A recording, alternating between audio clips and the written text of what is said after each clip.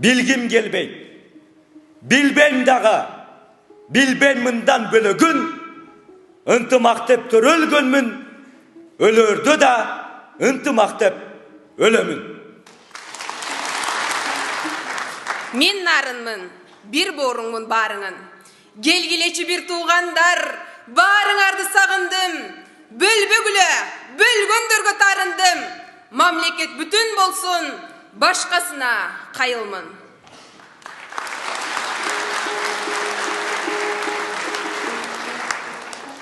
Men Batkenmin. Örük gülü tökkön jer, alamda jok, ay gülgülün öskön jer. İshak jarap, el içine izin taştap ketken jer. Maga düşman eldi bölüp tamırların keskendir. Maga tuğan mamleket bütün bolsun deşkendir.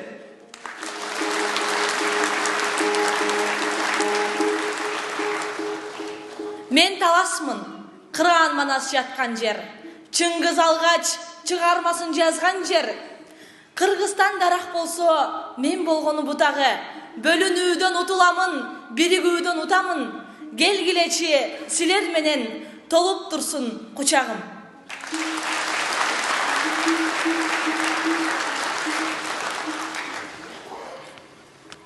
Мен ысык көл биримдик деп туалган. Алы кулдун арман ырын угалган. Бардык мұңын толқын менен чыгарган, мекен коргоп, жок аттанган уулдар. Энелердин көз жашынан куралган, жээгиндеги кумдарындай чачылбай, бирик кыргыз, бирик киндеп, Манас, Бакай бабаларым суранган.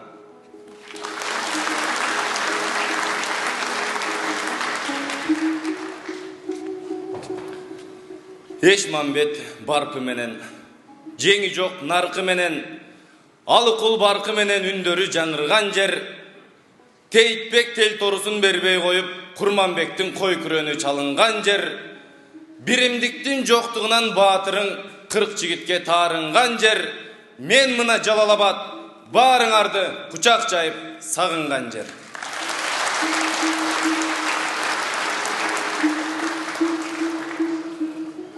Чүйүңөрмүн, үйүңөрмүн, баарыңарды кучагыма батырган. Эли дагы жерге окшош. Конок келсе, жалгыз атын союп берип, дастаркону чачылган. Атакедей баатырды да, балык ооздой акынды да кучагына батырган. Эл бөлгөндөр, кур калгандар акылдан, элди журтту бириктирген кандай гана акылман.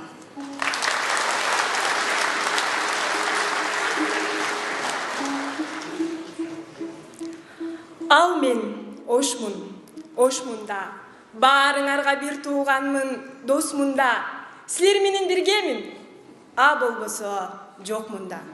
Карытып кылымдарды, улуу жол басып келген, Сулаймандын тоосундай, тегиз карап, ак бууранын соосундай ташып келген, биригүүдөн кубанам, аткан таңдай, бөлүнүүдөн бууттай жашып келем.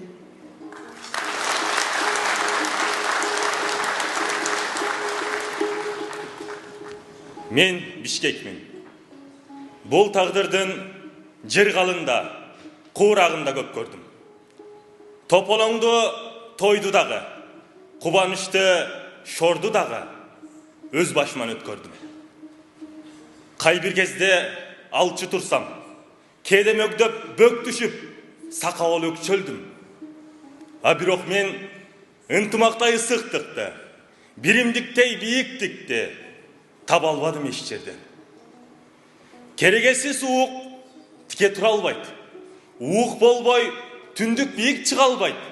А түндүк болбой үйдүн ичин нура албайт.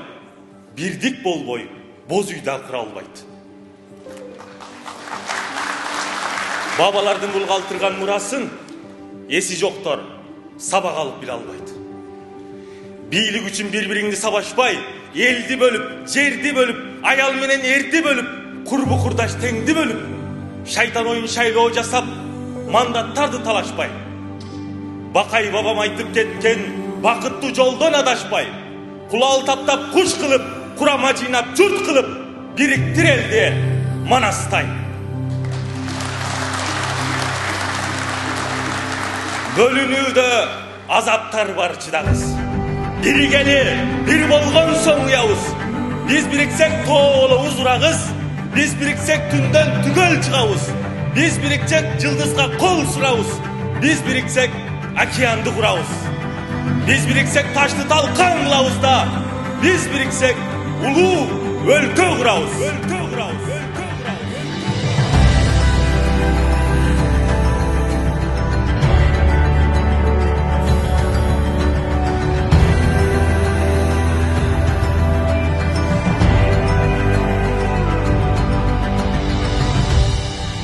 Кыргызстан жаштар ынтымагы коомдук бирикмеси президентибиз Жээнбеков Сооронбай Шариповичтин жарлыгы менен 2018 жылды региондорду өнүктүрүү жылы деп жарыялангандан тартып, биз Кыргызстан жаштар ынтымагы коомдук бирикмеси өлкө бизге эмне кылды эмес, биз өлкөбүзгө эмне кылабыз деген ураан менен Кыргыз Республикасынын аймактарын өнүктүрүүгө мамлекетибиздин жаштары менен биргеликте пландуу иштерди аткарып келүүдөбүз.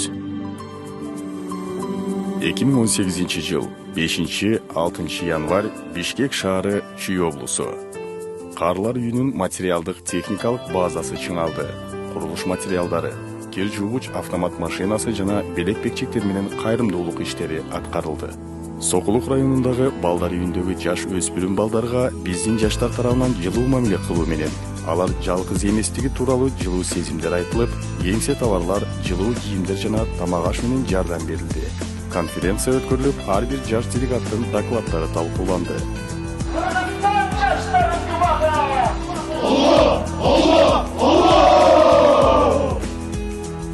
2018 жыл 17-24 февраль Ош, Бишкек жана Бишкек Нарын ысык көл жолдорундагы болуп жаткан жол кырсыктарын азайтуу максатында жана жол кырсыктарынан улам каза болгондорго аталып, жетиден кой союлуп, авто кырсыктан каза болгон жарандарыбызга Куран окутулуп, тилөө өткөрүлдү.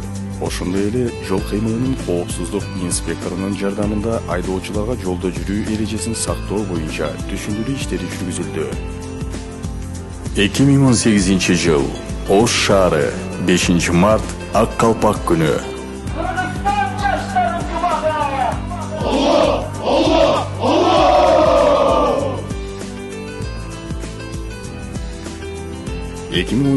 Жыл 31 март 1 апрель Ош шаары Ош облусу. Ош шаарынын Карлар үйүнө курулуш материалдары, бал ширин кыям өндүрүү ишканасы тарабынан алма, өрүк кыямдары жана белектер менен кайрымдуулук кылынды. Алтын Уя бала бакчасына жардам көрсөтүлдү жана материалдык техникалык базасы чыңалды.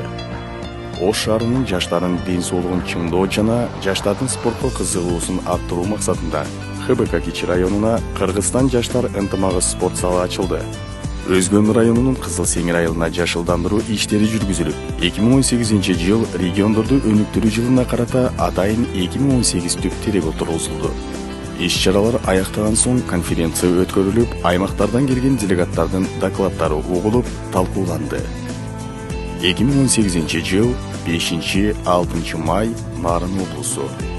Муктаж болгон 7 үй бүлөгө материалдык, моралдык жардам көрсөтүлдү жана 10 000 сомдон акча каражаты берилди. Нарын шаарындагы эс алуу паркына жергиликтүү элдин эс алуусуна шарт түзүү максатында жашылдандыруу иштери жүргүзүлүп, 700 түп дарак отургузулду. Нарын районунун Актала айылына 1100 түп алма көчөтү отургузулду. Нарын районунун Эмгекчил айылына 200 түп терек отургузулду. 2018 жыл 14-15 июль Жалал Абад облусу. Базар Коргон районуна Манас Бердибеков атындагы эс алуу паркы жаштардын аракеттери менен парктын ичин тазалоо иштери жүргүзүлдү.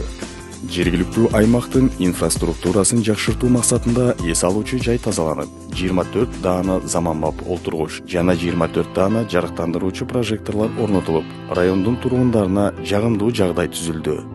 Карлар үйүнө барылып, аларга жаштар тарабынан жакшы жагдай түзүү менен аталардын, апалардын көңүлдөрүн көтөрүү максатында концерт уюштурулуп берилди. Карлар үйүнө курулуш материалдары, балширин кыям өндүрүүчү ишкана тарабынан алма, өрүк кыямдары менен белектер тапшырылды. Жалал Абад шаарынын Имам Азам медресесинде илим алган балдар үчүн футбол аянтчасында машыгуусуна шарт түзүү максатында жасалма жашыл чөп төшөлүп берилди жана футбол топтору, азык-түлүктөр тапшырылды. Иш-чаралар аяктаган соң конференция өткөрүлүп, аймактардан келген делегаттардын докладдары болуп талкууланды. 2018 жыл 1, 2, 3, 4, 5 сентябрь Ысык Көл облусу. Муктаж болгон 4 үй бүлөгө 3 баштан кой берилип, материалдык жардам көрсөтүлдү. 3 дүйнөлүк көчмөндөр оюндарынын алкагында Кырчын жайлоосунда Кыргызстан жаштар ынтымагы коомдук бирикмеси тарабынан 4 бөлмөлүү боз үй тигилип, аймактардан жана чет өлкөлөрдөн келген жаштар үчүн жагымдуу жагдай түзүлүп, алар үчүн тамак аш, кымыз, беш бармак жана башка даамдар менен сыйланып, кыргыз элинин меймандостугу, кыргыз элинин беришээлиги жалпыга көрсөтүлдү. Жаштарыбыз көчмөндөр оюнунун алкагында өткөрүлүп жаткан коомдук иштерге активдүү катышып, жогорку деңгээлде даярдыгын көрсөтүп жатышты. Иш-чаралар аяктаган соң конференция өткөрүлүп, аймактардан келген делегаттардын докладдары болуп талкууланды.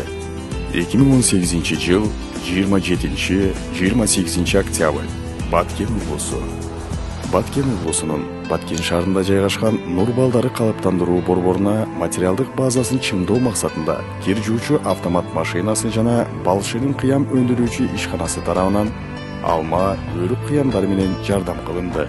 Баткен областык ооруканасынын сынык жарык бөлүмүнүн эскилиги жеткен бөлмөсүн капиталдык оңдоодон өткөрүлүп, эшик терезеси жаңыланып, дарылануучуларга жагымдуу жагдай түзүлүп, 4 керебет коюлду.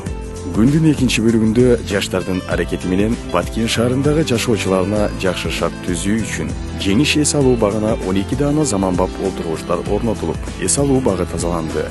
Иш-чаранын экинчи күнү Ош-Исфана жолунда таштандылар тазаланып, санитардык гигиенаны сактоо максатында жол боюна таштанды таштоочу урналар орнотулду.